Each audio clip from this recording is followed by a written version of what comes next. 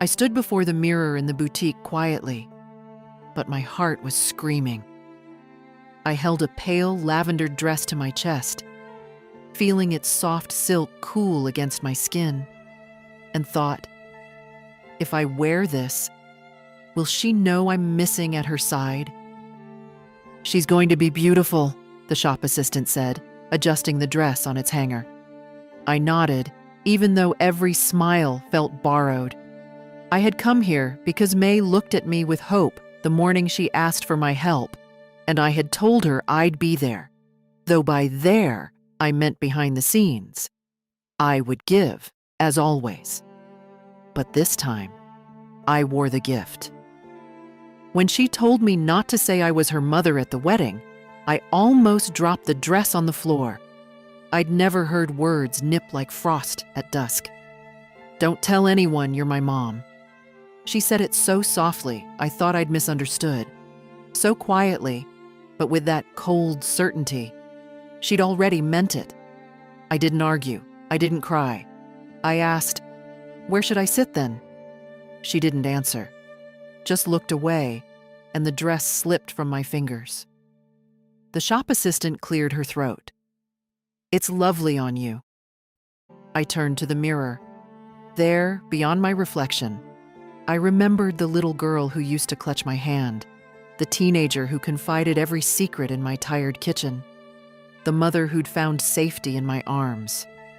All those layers of love, built in quiet evenings and patchwork emergency plans, had one final test ahead. The dress fit, not too tight, not too loose. I touched the neckline, smoothing it. I paid for it with the account May provided, transferred with an efficiency that felt as distant as satin on glass. Walking home, I imagined her wedding day, pastel bouquets weighed with dew, laughter echoing under the arbor, the look on her face when she walked down the aisle. Would she even want me there? Don't tell anyone. The words repeated in my mind like a harsh refrain. I reached my front door and halted. The dress hung limp in my hand now, as if it had never belonged to me. I swallowed the ache. I hadn't expected gratitude. I didn't even expect acknowledgement. But I had expected inclusion. A place, a role, a moment that said, this is your family too. Inside, May's old photographs lined the hallway, the ones she never bothers to dust. Her childhood portraits, our Christmas mornings, the day she graduated from high school. I paused in front of the black and white shot, where she hugged me so tight her face was hidden in my coat. I laid the dress on the staircase banister and said aloud, I'll be there. I just didn't know how yet. The florist called at 9:10, cheerful and precise. Mrs. Merritt, the white gardenias will arrive Friday, and the centerpieces by noon Saturday. Do you want the bride's bouquet delivered to the venue or her home? To the venue, I answered.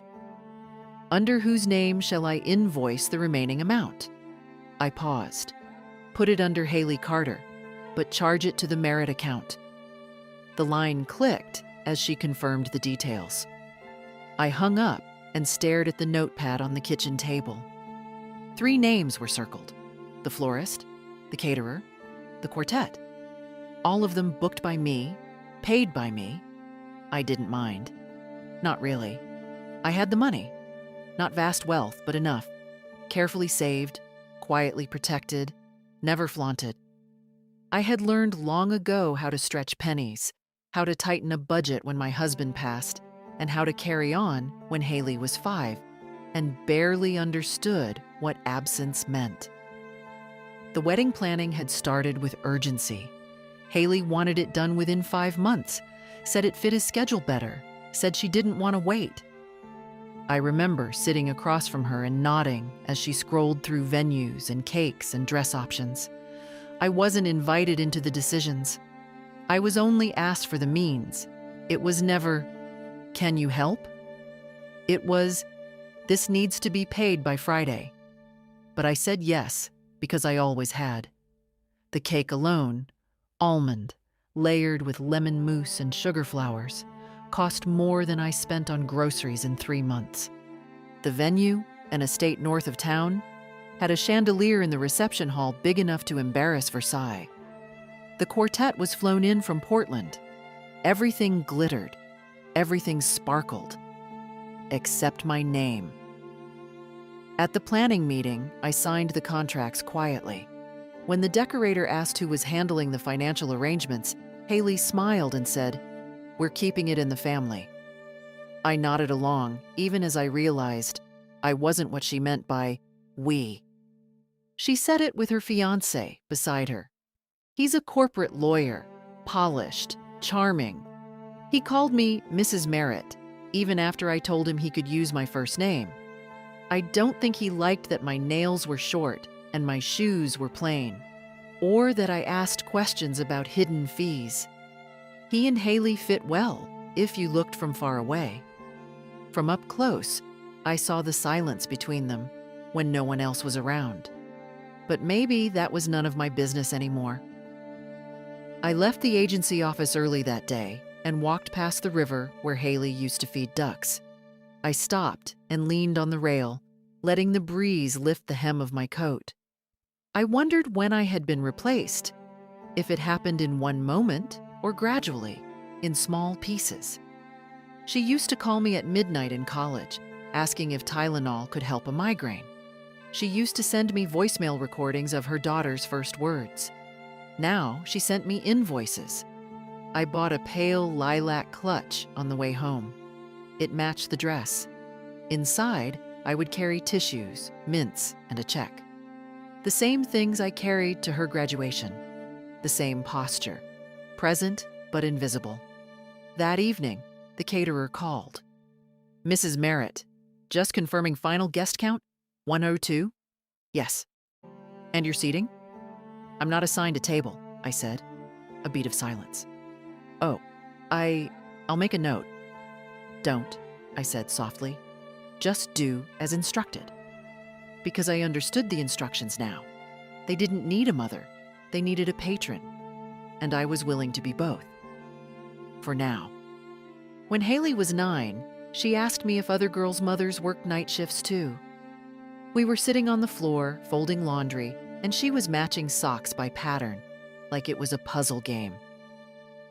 "I don't think so," she said quietly. "Ashley's mom picks her up after school every day. She brings cupcakes on Fridays." I laughed. "Well, I'm no good at cupcakes." She didn't smile. I was a nurse back then, full-time, double shifts when they needed me, which was often.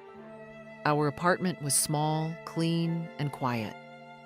Haley had her own room, and I made sure she had everything: school books, lunch money, a warm coat every winter. Her father had died in a car accident when she was 4, and from that moment, it was just us. I told myself over and over that she would understand someday, that one day she would see that I had held it all up for her. But children don't see scaffolding. They only remember what the windows looked like. At parent-teacher nights, I wore the same pressed blouse and black slacks. Other mothers came in heels, with curled hair and leather purses. I came with notes in my hand and a face still marked by a surgical mask line. One year, when Haley was 12, I caught her telling a friend that I worked downtown without specifying where.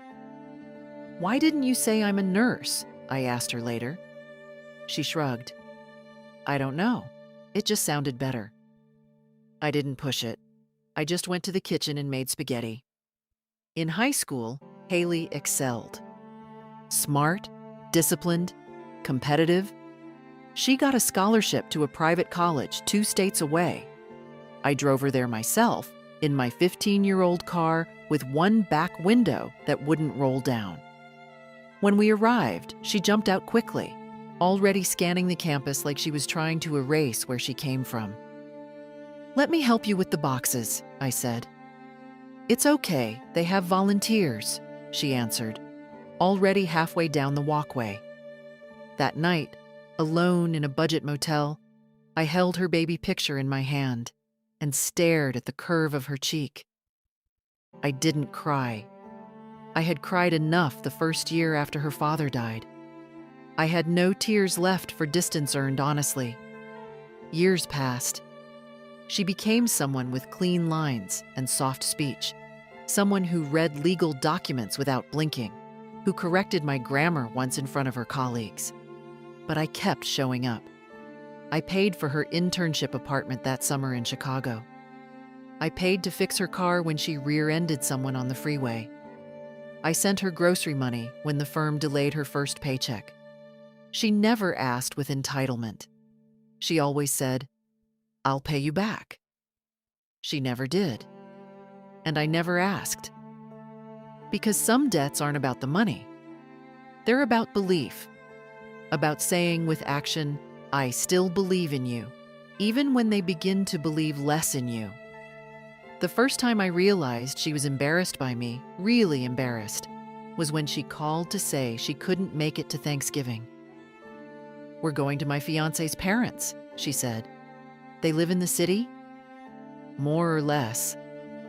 I found out later they were 15 miles away. I baked pie anyway. Apple, with a touch of lemon zest, the way she liked it when she was small. No one came to eat it. After that, we spoke less. Always polite, always transactional. Her voice had a cadence reserved for phone trees and customer service. So when she asked for help with the wedding, no warmth, no preamble, I said yes. Because I'd said yes to everything. Because I thought maybe, finally, this was the thing that would bring me back into the light of her affection. I never expected gratitude, but I also never expected shame. The morning before the wedding, I stood in the bathroom curling my hair for the first time in years. I wasn't very good at it anymore. My wrist stiffened with age, and the iron never clamped quite where I aimed. But I kept at it. The dress was laid across the bed, its soft lilac folds catching the early sun. I'd steamed it carefully the night before and polished the little clasp on the matching clutch. My low-heeled shoes sat by the door. All that remained was the invitation. Only it hadn't come. I checked the mail again, just in case. Still nothing. A flyer, a utility bill, a coupon for a carpet service I didn't need. I picked up my phone, opened my email, then my texts. Nothing from Haley. No forwarded details, no reminder. Just the same string of logistical updates from the planner weeks ago, all dry and impersonal. At 9, I called the venue. I didn't say who I was, just asked for the ceremony. Start time. 3 o'clock, ma'am, the receptionist answered. Reception follows at 6. Please check in at the guest table upon arrival. Guest table. Maybe they didn't send physical invitations. Maybe everything was digital. Maybe she assumed I would just come. Or maybe she hadn't wanted to send one. I stared at my reflection. My lipstick was soft coral, subtle. I wore it the day Haley graduated college. She told me I looked neat. Not beautiful, just neat. On the counter, I'd laid out a tiny envelope with a handwritten card and a check inside. The handwriting was deliberate. I'd practiced it. To Haley and Carter. For the beginning you deserve. I didn't write love, Mom. I just signed it JM. I told myself it was to be understated. Tasteful. But if I was honest, I didn't want to give her anything that could be quoted out loud. Not if she was pretending I wasn't her mother. I made a cup of tea, but it sat cooling beside me as I wandered the house. I touched the bookshelf she helped me paint when she was 12. I opened the coat closet and saw her old rain boots, bright yellow, size 3, still lined with faded pink fleece. They made me smile, and then they made me ache. At noon, I sat on the edge of my bed in my slip, dress still untouched beside me, and stared at the silence. Was it possible to love someone so completely, and still not be welcome at the most important day of their life? I told myself she was stressed, that details had slipped, that someone else had forgotten to include me. But somewhere inside, I felt the truth sitting there, calm and heavy. She had meant it when she said, "Don't tell anyone you're my mom." That wasn't about timing or etiquette. That was identity. And identity didn't get lost in the mail. I stood up and zipped myself into the dress. The fabric felt smooth, kind, like it didn't care who I was. I applied a little more powder, adjusted the pearl studs in my ears, and wrapped the soft gray shawl around my shoulders. I looked like someone's mother, just not hers, apparently. Still, I would go. Because not everything we do is for the person who's forgotten us. Sometimes we show up to remind ourselves we're still real. The parking lot was almost full by the time I arrived.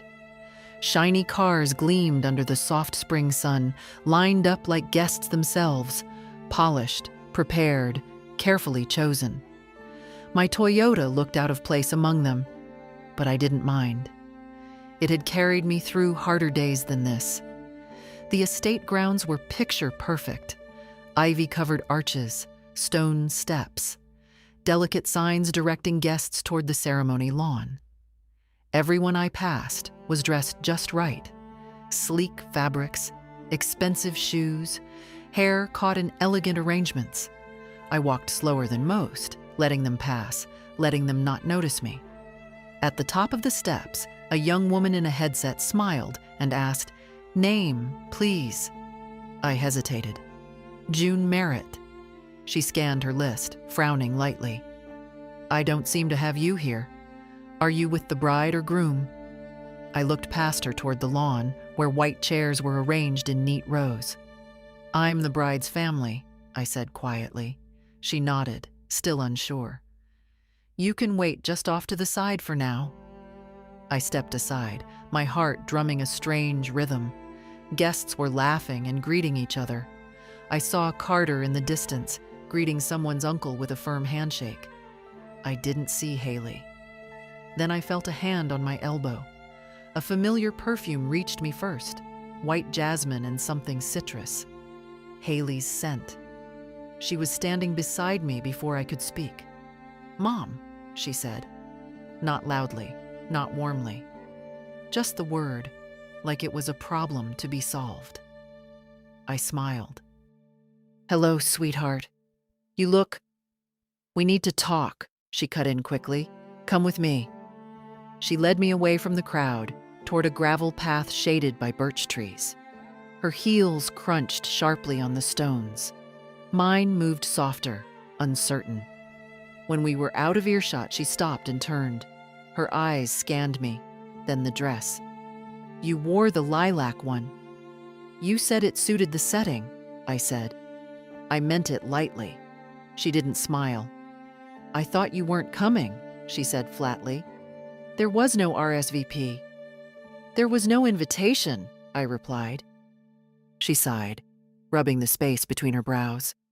"It wasn't personal. We tried to keep it small and it's complicated, okay?" "Haley," I said gently, "I've paid for most of this wedding." "I know," she whispered, "and I'm grateful, truly. But Carter's family is very particular. His parents are here. They're friends. They're used to a certain kind of—" She stopped herself. "Kind of what?" I asked, quietly. She avoided my eyes, and then she said it. "Just don't tell anyone you're my mom, okay?" I stared at her. The world slowed. The breeze that had seemed warm before now felt cold against my arms. "I'm sorry," she added quickly. "It's not that I'm ashamed. This isn't the time for complicated things. I need everything to go smoothly." I opened my mouth. Nothing came out. "I'll make it up to you," she said. "Maybe we can have dinner next week. Just us. But today, please, just be discreet. Don't correct anyone. Don't say anything." My throat burned, but I swallowed it. I looked down at my shoes. "You're asking me to be invisible," I said. "I'm asking you to be kind," she answered. "Just this once. Just this once." As if there hadn't been 100 other times. I nodded. "Of course," I said. Because what else does a mother say when her child has already made the choice? She looked relieved. "Thank you," she whispered. Then she walked back toward the others. Shoulders straight, hair perfect, face glowing. I stood there alone under the birch trees, the wind moving softly through the leaves, the sound of laughter rising behind me. In my hand, the envelope with the gift still felt warm from my palm. I didn't cry. I simply walked back the way I came, one careful step after another, like a woman who had learned how to walk through fire without leaving ashes behind. The photographer didn't mean to capture the moment. He was adjusting the lens, pacing backward toward the grove where I stood, his eye caught in the rhythm of candid shots. Guests greeting, children fidgeting, bridesmaids adjusting sashes. He hadn't seen Haley's face when she said it. He hadn't heard her whisper. But he caught the way her hand gripped my elbow, the tension in my posture, the way I looked not at her, but just past her, somewhere far behind. Click. And just like that, it was recorded. He smiled politely as he turned. "Oh, sorry, didn't mean to intrude. You two looked very connected." Haley laughed lightly, already walking away. I managed a small nod. I don't know if he sensed anything. Maybe later, as he sorted the shots, he'd notice the tilt of my body or the way her fingers pressed too tightly into my sleeve. Maybe he wouldn't. I stood still for a few more seconds, letting the weight of the conversation settle inside me like stones in a river. Then I turned and walked quietly down the side path, away from the music, the chairs, the sound of string instruments warming up. No one stopped me. No one looked twice.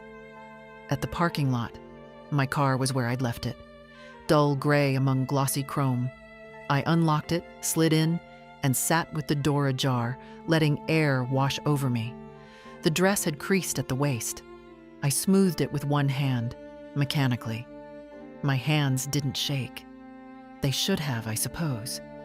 That's what people imagine when mothers are rejected. Shaking hands, wailing hearts, public tears. But the hurt in me didn't rise up. It settled. Deep. Solid. Like something that had always been waiting to happen. The check was still in my clutch. I looked at it now, folded with care, written with ink that didn't smudge. To Haley and Carter, it said. It didn't matter if I added with love. The money didn't carry the sentiment. I placed the envelope on the passenger seat. For a moment, I considered driving home. Then I drove instead to the edge of town. There, in a quiet cafe near the lake, I sat with a cup of coffee and no appetite. The waitress asked if I wanted cream. I said no, and she didn't ask why. Outside, couples walked dogs. A toddler pointed at ducks.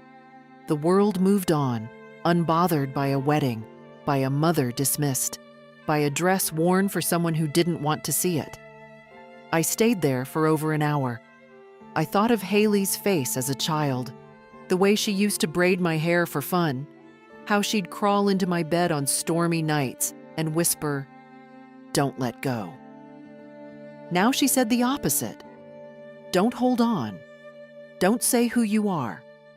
Don't remind me of the parts of myself I no longer want to be seen." At some point, I realized I still had the photographer's card. He'd handed them out earlier, each one stamped with Timothy Stokes Studio in neat gold letters. On a whim, I called the number. "Hello, this is Tim," the voice said after 2 rings. "Hello, Mr. Stokes," I said. "This is June Merritt. I believe you just photographed a wedding at the Grantham Estate?" "Yes, of course. Beautiful day for it." I'd like to pay for the album, I said simply. All of it. I believe the bride arranged for a basic package. Please upgrade it to full editorial. Include every image, especially the candids. There was a pause. Certainly. And the delivery address? I gave him mine. Do you want me to send a proof gallery to the couple first? No, I said. Just finish it as you see fit. He hesitated, then said, Understood. I hung up. The album would arrive in 3 weeks, maybe 4. I didn't know if Haley would ever ask about it. I doubted she'd notice. But I would have it. I would hold it. I would remember. The house was quiet when I returned, but not peacefully so. It had the hush of something abandoned, like a church after service, faint perfume in the air, forgotten tissues in the pew. I left the dress on the back of a chair and sat down at the kitchen table without turning on any lights. The silence felt necessary. For a long moment, I just stared at my hands. The left one bore the faint imprint of my wedding ring, worn away years ago when I stopped needing its comfort. The right one rested lightly on my phone. Then I picked it up and called the bank. Thank you for calling Ashland Savings, the voice said cheerfully. How can I help you today? I'd like to speak to someone about recent scheduled payments, I said. My voice surprised me, low, steady, with no tremble. Certainly. I'll connect you with our personal accounts team. A pause, a soft click, then a new voice. Male, warm, efficient. Mrs. Merritt, this is Paul. What can I do for you today? I need to stop a series of payments, large ones, related to a private event. I named the caterer, the florist, the decorator, the estate. He listened without interruption. May I ask the reason for the cancellations? He said gently, like someone trying not to step on a wound. There's been a change in circumstance, I replied, and I no longer wish to finance them. He paused. Some of these payments are scheduled to finalize overnight. If we act now, we can intercept most of them. I'd like you to do that. He continued typing, then said, Done. You'll see funds released back into your account within the next 48 hours. I exhaled slowly. One more thing, I said. I'd like to open a separate trust for my granddaughter. Her name is Sophie Merritt. Of course. Do you have an age in mind for disbursement? 25, I said. Or sooner if she's in school or facing hardship. He paused again. That's very thoughtful. It's overdue, I said. We completed the paperwork by phone as far as we could. I would sign the rest at the branch the next morning. Anything else I can help you with, Mrs. Merritt? No, I said. You've been more helpful than most people in my family today. He chuckled, not unkindly. Well, we try our best. I ended the call and sat back. The kitchen clock ticked steadily. On the fridge was a picture Sophie had drawn years ago, her and me, stick figures holding ice cream, under a sky of crooked blue stars. Her mother never liked that drawing, said it made us look poor. I left it up anyway. I picked up the envelope from the car, the one with the wedding gift. Carefully, I opened it and removed the check. I tore it into 4 slow, precise pieces and dropped them in the wastebasket. Then I opened the freezer and pulled out a container of soup. Split pea. Haley hated it as a child. Sophie still loved it. I heated a bowl, ate it slowly. Every spoonful felt like a return to something, not bitterness, not even grief, just autonomy. I had lived so long reacting to Haley's needs that I'd forgotten how it felt to choose my own. Later, I called the event agency. A woman answered. Young voice, nervous edge. This is Meredith from Arcadia Events. This is June Merritt. I'm calling about the Grantham wedding. Yes, ma'am, she said. Everything's progressing on schedule. Is there anything you'd like to confirm? I'm canceling the payments, I said. Silence. Then a brittle laugh. Sorry, what? You heard me. But the event is already in motion, and so is my decision. There was rustling, then a different voice came on. Older. Mrs. Merritt, this is Elise, the managing coordinator. Are you saying you wish to pull funding? I already have. Check with your bank contacts. Another pause. Then quietly, may I ask what happened? No need, I said. Just let the couple know their benefactor has withdrawn support. They can explain it however they like. Elise hesitated. We'll notify the vendors. Some services may continue out of contract obligation, but I understand. And I ended the call. For the first time in decades, I had made a decision entirely for myself, without asking what anyone else needed from me first. The air in the house changed. Lighter, maybe. Not happier, but clearer. Like something that had been hanging in the corners had finally gone. The bank opened at 9. I was already waiting by 8:30, seated on the wooden bench outside with a coffee I didn't finish and a folder tucked under my coat. The morning was cool, still damp from last night's rain, and the glass doors reflected my face back at me, lined, quiet, unmistakably steady. I didn't feel triumphant. I wasn't interested in revenge. What I felt was closer to resolve, like putting a heavy suitcase down after carrying it too many miles. When the security guard unlocked the front doors, I stood and stepped inside. Good morning, the young teller greeted me. I have an appointment with Paul, I said. About the trust account. She smiled. He's expecting you. Right this way. Paul looked a bit surprised to see me so early, but he stood, shook my hand, and led me to his office. It smelled like printer paper and citrus wipes, the kind of sterile comfort that meant nothing and everything at once. Everything's in place, he said, pulling up files on his screen. The payments were stopped in time. One deposit went through, but it's reversible. The trust draft is ready, just needs your signature. He handed me a printed copy.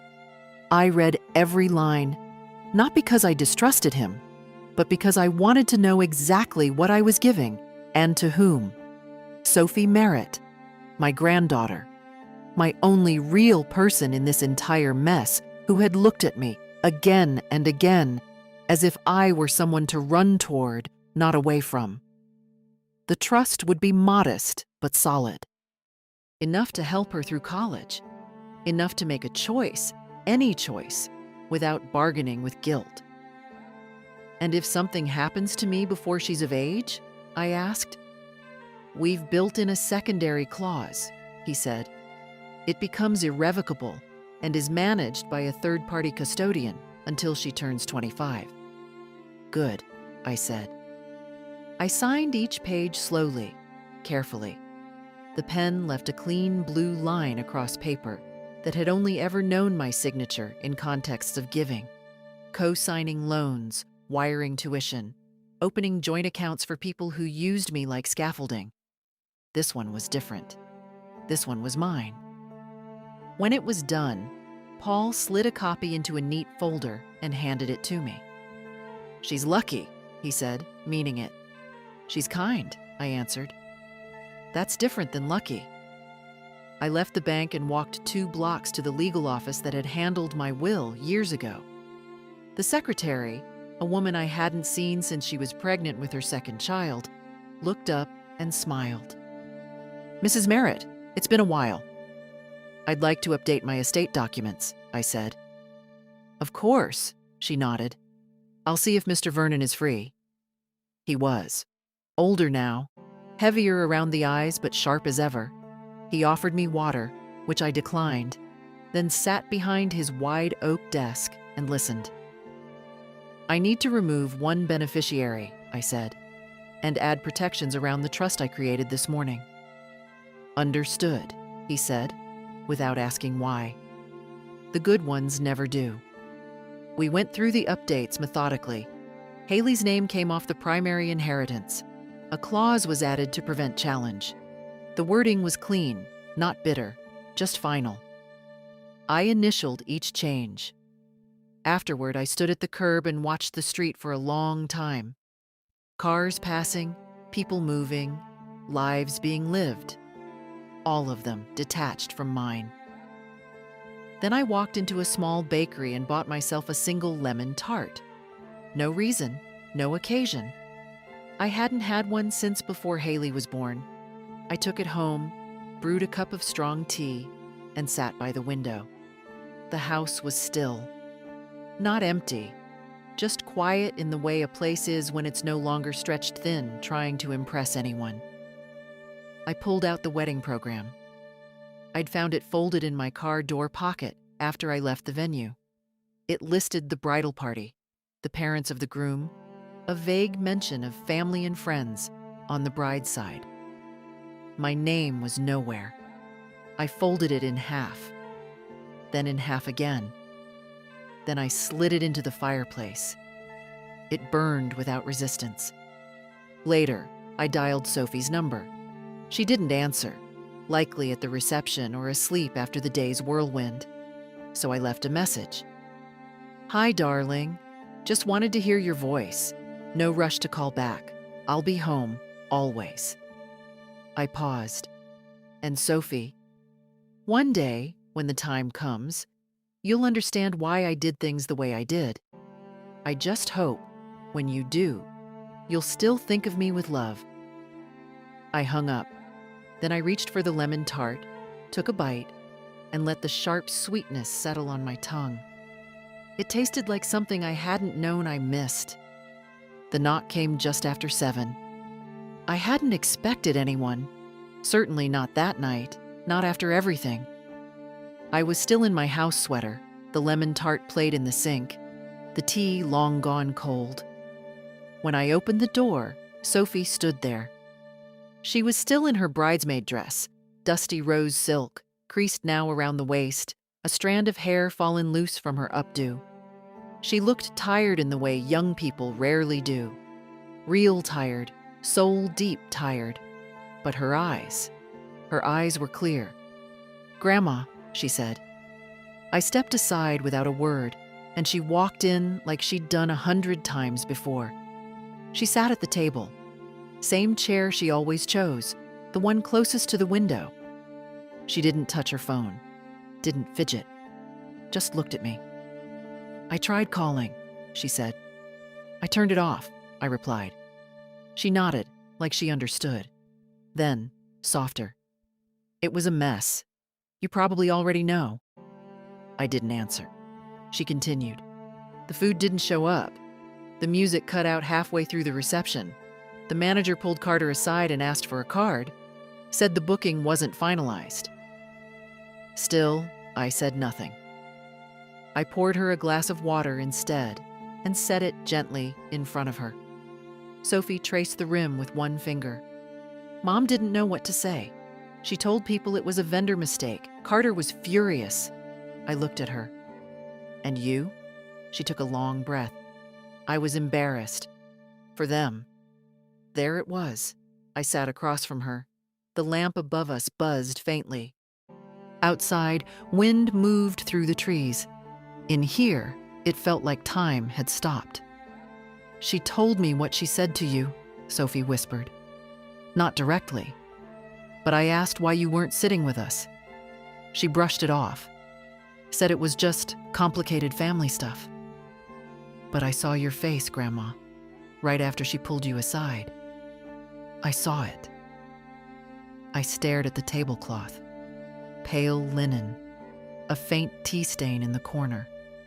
It had been Haley's favorite when she was little. She used to trace the embroidered flowers with her fork while I told her bedtime stories at dinner. Sophie reached across the table, touched my hand lightly.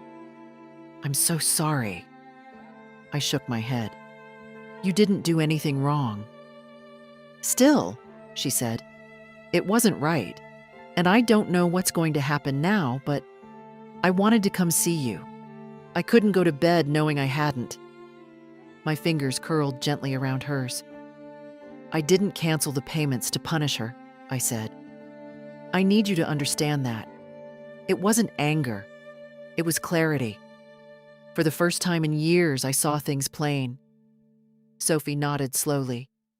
She's always been complicated with you. I never understood why. Because I reminded her of where she came from, I said simply. And some people spend their whole lives trying to outgrow their beginnings, like they're shameful. But roots don't disappear just because you dress up the branches. She was quiet for a long time. Finally, she said, "They're angry, Mom and Carter. I heard them talking when they thought I was out of earshot. They feel humiliated, exposed. I imagine they do. She said you undermined her, that you embarrassed her." I looked up, meeting Sophie's eyes. "What do you think?" She didn't flinch. "I think she embarrassed herself." I wanted to cry then, not from pain, but from relief, from the quiet, steady presence of someone who saw, who had always seen, even if she didn't have the words before. I stood and opened the cupboard, pulling out the small tin of sugar cookies Sophie liked since she was little. The ones with too much powdered sugar and uneven edges. I set the tin down. She smiled. "You didn't have to come tonight," I said. "I did," she replied. "I didn't want you to think you were alone." I poured us both tea. We drank in silence. When she left, she hugged me hard. Not like a child clinging, and not like a guest saying goodbye, but like someone anchoring both of us to something solid. At the door, she paused. "Can I come tomorrow? Help you with the garden?" I smiled. "I'd like that." After she left, I stood for a long time in the hallway, listening to the quiet tick of the clock and the wind in the trees. Not lonely, just still. I turned off the porch light. Whatever happened next, I would be fine. The call came just after 9 the next morning. I was in the backyard, digging shallow rows for marigolds, the soil still cool from dawn. My gloves were dusty, my knees sore, and the phone buzzed against my hip with that stubborn insistence only family seems to summon. I didn't answer right away. I finished the row first, patted it down, then sat back on my heels before pulling off one glove and checking the screen. Haley. I let it ring out once, then again. The third time, I picked up. "Hello." Her voice came sharp, tight, the kind of tone that's already halfway through a sentence before the greeting. "Why didn't you tell me you were pulling the funding?" I stood slowly, brushed dirt from my palms. "Good morning to you, too." "Mom," she said, lowering her voice like someone nearby might be listening. "Do you have any idea what kind of scene you caused?" I didn't cause anything. I stopped paying for something I was asked to keep quiet about. That's not sabotage, Haley. That's silence becoming self-respect. "I trusted you," she said. "I asked you to keep things discreet. You said you would. I did keep it discreet. You're the one who put me on the sidelines, remember?" There was a pause. I heard her exhale, sharp through the receiver. "You embarrassed me." "No, Haley. You did that when you asked me not to tell people I was your mother." "That's not what I meant." "It's exactly what you meant." Her voice rose slightly. "Do you know how hard I worked to make that day perfect? And you—" "Haley," I interrupted gently. "Did you even notice I left?" That stopped her. I could hear the gears turning. The pause was longer this time. Maybe she hadn't. Maybe she was too caught up in the wine and the speeches and the photographers. "I noticed," she said finally. "Eventually." I waited. She added, "It wasn't the time to have a conversation. And yet, you made time to ask me not to be your mother, to my face, at your wedding. That's not fair." It's not? She was quiet. I stepped back into the kitchen, the phone resting on my shoulder, the sun painting stripes across the tiled floor. You've spent years drawing lines, Haley, I said, between where you're going and where you came from. And I've stepped back every time. I told myself it was maturity, independence, progress. But I see now, it was distance, chosen, curated, and measured. And I'm done paying the toll for that. I didn't mean for it to come to this, she said, quieter now. But it has. What do you want from me? She asked. An apology? A public scene? You want me to tell Carter's family I was wrong? No, I said. I want nothing from you, not anymore. That's the point. She scoffed. That's rich. After everything I've asked of you, now you decide you're the victim? I'm not a victim, Haley. I'm just done pretending I'm welcome in a house where I'm only useful if I'm invisible. Another long silence. You didn't even say goodbye. I didn't need to, I said. You'd already said it. For a moment, neither of us spoke. Then, in a voice trying hard to regain control, she said, You've made your choice, clearly, and I'll respect it. But you've burned a bridge that won't rebuild easy. I know, I said. She hung up. I placed the phone face down on the counter and stood in the middle of the kitchen, letting the quiet return. Then I turned back to the garden. I had marigolds to finish, and an afternoon still my own. The package arrived on Thursday, 4 days after the wedding. It came in a square, flat box wrapped in heavy brown paper with a gold sticker on the corner. Timothy Stokes Studio. No note, no call, just the box, resting neatly on my porch like any other delivery. I brought it inside and set it on the table, staring at it for a long time. I wasn't sure I wanted to open it, not because I feared what was inside, but because I already knew. Still, I fetched the scissors, sliced through the tape, and lifted the lid. Inside was a dark gray album, cloth-bound, the kind that whispered permanence with its weight. I placed it on the table and opened to the first page. The cover image was expected. Haley and Carter walking hand in hand through the garden path, sunlight filtering through the trees, her veil caught midair like something divine. I turned the page. The ceremony, rows of smiling guests, the minister's hands raised mid-blessing, Haley's face as she glanced at Carter. All perfect, all planned. Then came the candids. I don't know if Timothy understood what he captured, but he had the eye of someone who listens without asking. There it was, a shot of Haley reaching for my elbow, her fingers tight around my arm, her mouth close to my ear. Another of my face, slightly turned, expression unreadable. I was wearing the lilac dress. You could see the soft shawl around my shoulders, the pearls at my neck. You could also see distance, unmistakable, intimate, but cold. I turned the page. The guests laughing, toasting, plates of food untouched. Then the reception. Images that should have been joyful. But if you looked closely, really looked, you'd see the tension in Haley's shoulders, the forced smile on Carter's face. In one frame, Sophie is in the corner, looking toward the empty chair where I should have been. Page after page, the album unfolded like a story no one meant to tell. A beautiful day, polished on the surface, but frayed around the edges. It wasn't vengeful, it wasn't cruel, it was honest. Toward the end was a photo I hadn't expected. Sophie and me standing near the trees before the ceremony. She must have followed me when I started walking away. In the photo, I'm mid-step, one hand raised to adjust my shawl. Sophie is behind me, reaching, not touching, just reaching. It was a quiet picture, but it caught something no toast or dance could replicate. Connection, generational, undeniable. I closed the album gently. No tears came.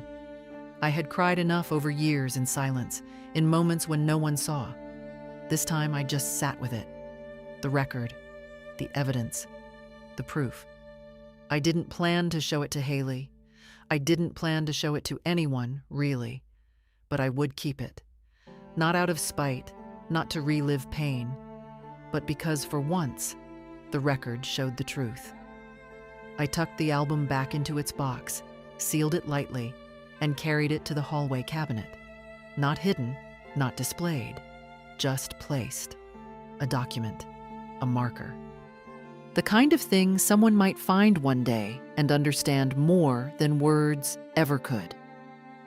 That evening, I made a simple dinner, grilled vegetables and rice. I watched the light fade behind the trees and let the quiet settle deep around me. I wasn't waiting for calls anymore. I wasn't checking for messages. I wasn't listening for apologies that would never come. I had my name. I had my truth. And now I had the album. Sophie came by Sunday morning, just like she said she would. She was in jeans, her hair pulled back in a loose knot, holding a paper bag with 2 still warm scones and a folded newspaper. I opened the door before she could knock. "You always know," she smiled. "Old habit," I said. "I used to listen for your mother's footsteps too, when she still lived here." She didn't answer that, just stepped inside and placed the bag on the counter. We ate in the kitchen, sunlight filling the room in slow strokes. She spread butter on her scone like she'd done as a little girl, meticulously, all the way to the edges. Her quiet care in that simple act felt like balm. "I like it here," she said. "Your house feels like everything stayed in one place." "Sometimes it did," I said. "Other times it only looked that way." After breakfast, we moved to the garden. The marigolds had settled in their rows. Sophie knelt beside me and dug with her hands, not minding the soil under her nails. She asked about each plant. I told her the stories, how some had come from clippings, others from seeds given to me by neighbors long gone. She listened like none of it bored her. That was new. Around noon, I stood to stretch my back. Sophie wiped her forehead and said, "You never told me you liked working out here so much." "I didn't think anyone needed to know," I said. "I used to come out here after double shifts at the hospital. It was the only quiet I had." She looked around. "No wonder you kept it." Later, we sat on the porch with glasses of cold tea, shoes off, our feet resting on the worn wooden steps. The air smelled of lavender and cut grass. I hadn't felt this kind of peace in years. She turned to me and asked, "Can I ask something?" "Always." "Why did you really stop the payments? I mean, not just the surface reason, not the hurt." "I know that part. But why now? After everything? Why not just walk away quietly, like always?" I thought for a moment, then answered slowly. "Because something shifted. Not just in her, but in me. For a long time, I believed love meant staying useful. That if I just kept giving, eventually it would be enough. But standing there, in that dress, being told not to call myself her mother, I realized I was part of my own erasure. Sophie didn't flinch. She just watched me. "I didn't want to punish her," I said.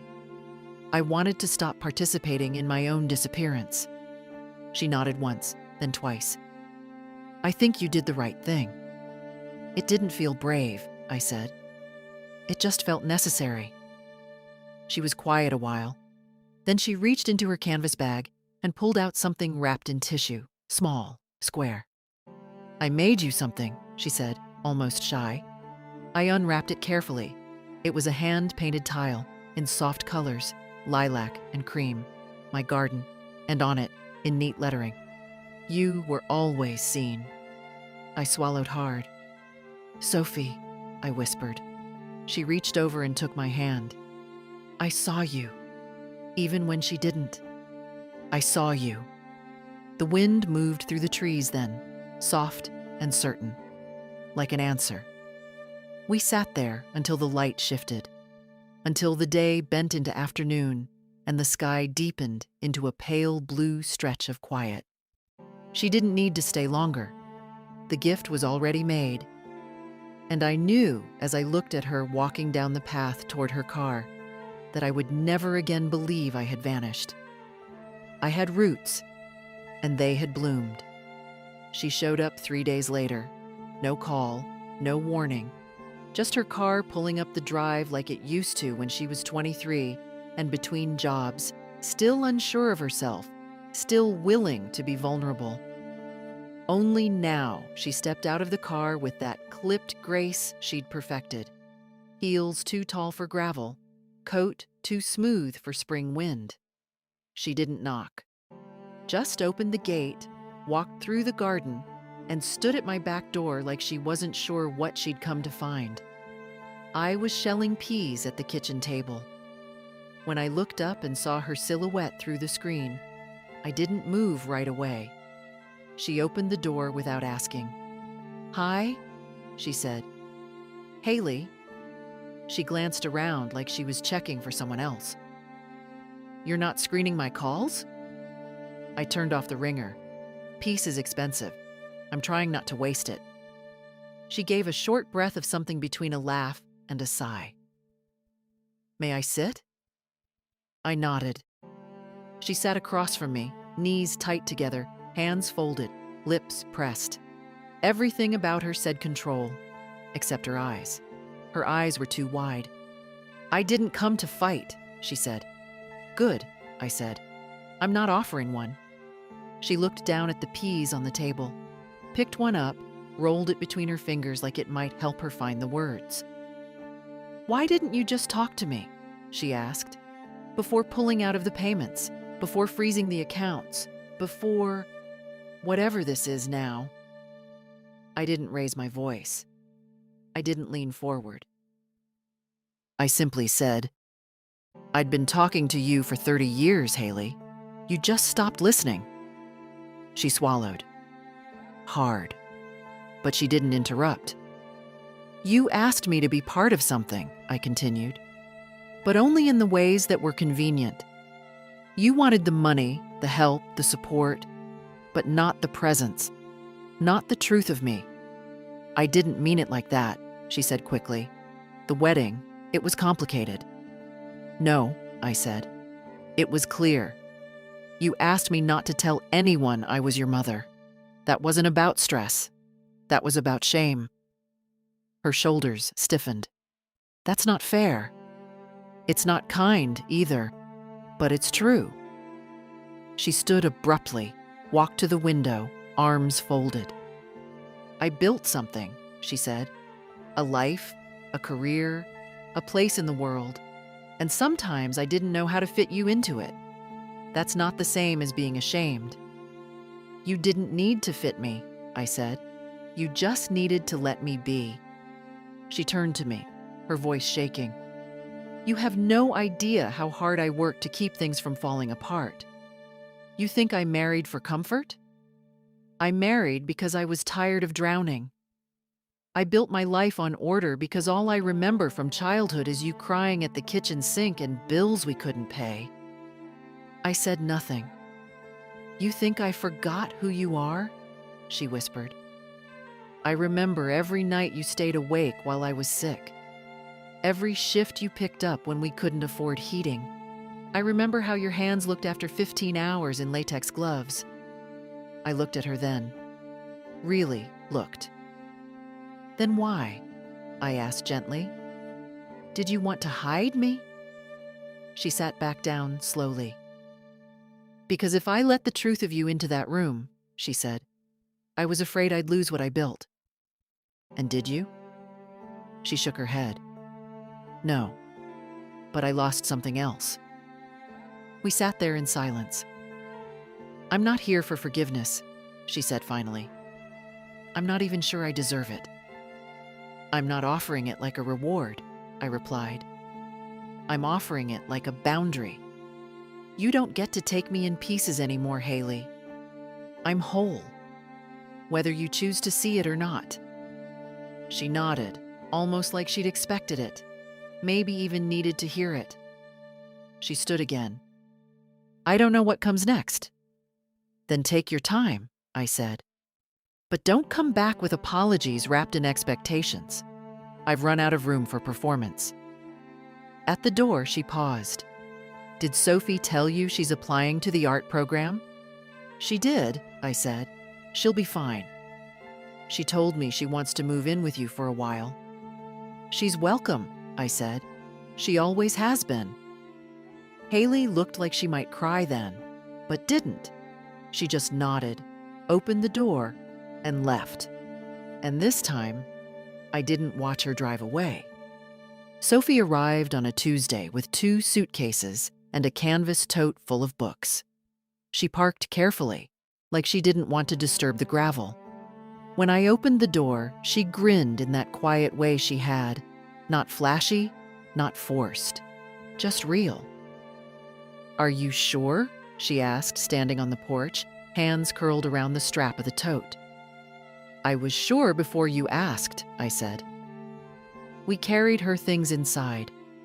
She chose the back bedroom, the one with the softer light, the windows that opened wide to the garden. I offered clean sheets and space in the dresser.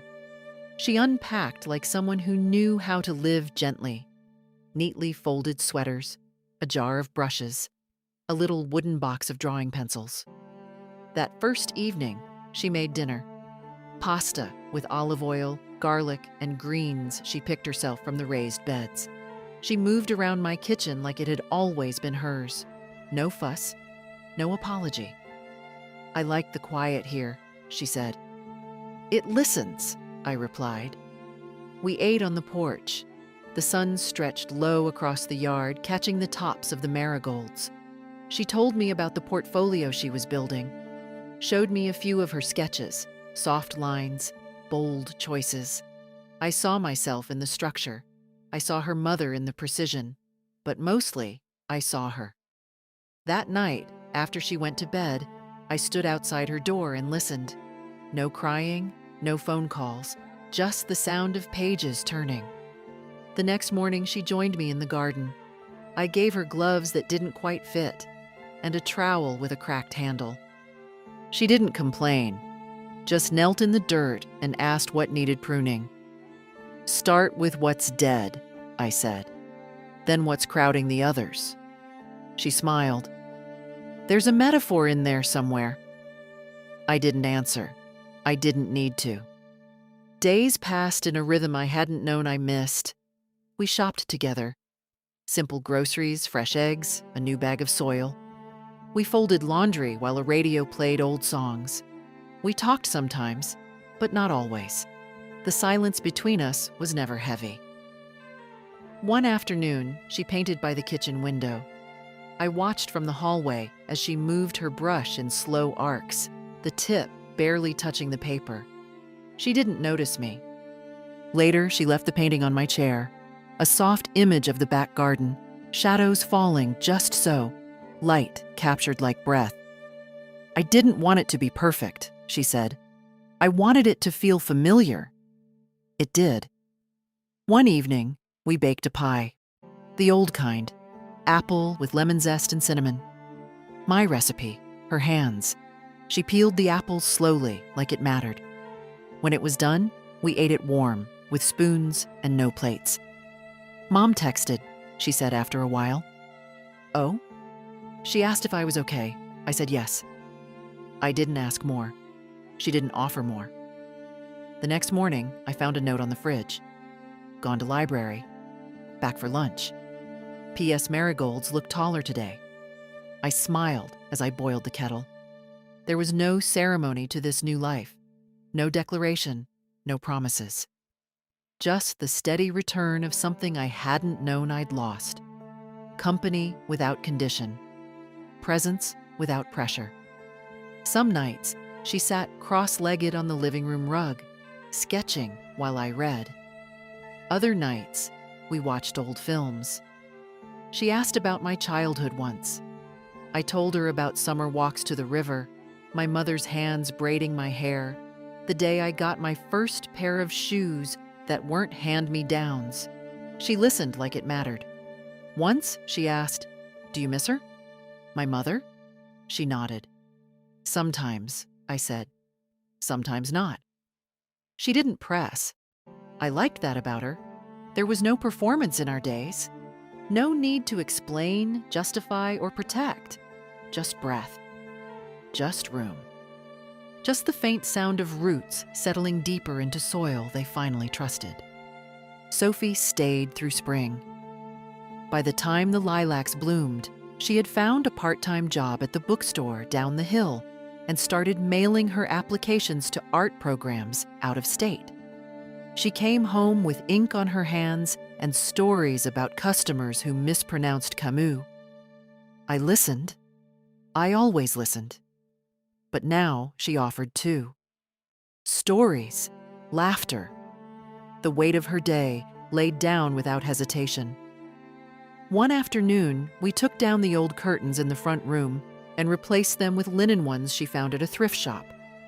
They let the light in differently, softer, like the room had exhaled. Haley didn't visit. Once, she left a voice message, just her voice, stiff and rehearsed. Something about processing things. I didn't call back. There was nothing to process. There was only life, continuing. I didn't hate her. I don't have room for hate anymore. Just memory. Just choice. I watered the garden. I fed the birds. I read new books and reread old ones. Some days I missed who Haley used to be, before ambition turned to distance, before silence became policy. But I didn't miss who I had to become just to stay near her. Sophie called me home. She said it once, offhand, while locking the front door. "I'll be back by 6, Grandma. Don't start dinner without me. I'm bringing home bread. See you at home?" It landed softly, like something long deserved finally arriving. I had never asked to be anyone's home, but when it came freely, it felt like light on skin that had gone too long without sun. One morning, I pulled out a notebook, just an ordinary spiral one. I began writing, not letters, not confessions, just pages, fragments, memories, recipes, truths. I didn't write for Haley, I wrote for Sophie, or someone like her. A woman who might one day forget that she comes from someone strong, someone who endured not for glory, but for love. Quiet, constant love. In the last pages, I wrote this. You don't need to be what they expect. You don't need to shrink to keep the peace. Speak clearly. Walk softly if you like, but never erase your own name to fit in someone else's picture. Love, yes, but love with your whole self, not just the parts they applaud. And when you feel forgotten, come home, to the earth, to the work of your own hands, to a kitchen that smells like something sweet. You are not invisible, not ever. Sophie read it, quietly. She didn't cry. She just hugged me and said, "This is what I'll keep." I nodded. That evening, we sat outside with tea. The sun dipped low, and the garden was loud with bees. I thought of everything I'd held inside for so many years. The silence I'd called grace, the effort I'd mistaken for love, the patience that had nearly undone me. And I thought of now, of Sophie's bare feet in the grass, of my own voice, steady and unafraid, of the album in the cabinet, the tile on the wall, of marigolds blooming despite the frost. You don't need a crowd to know you exist. You don't need applause to be whole.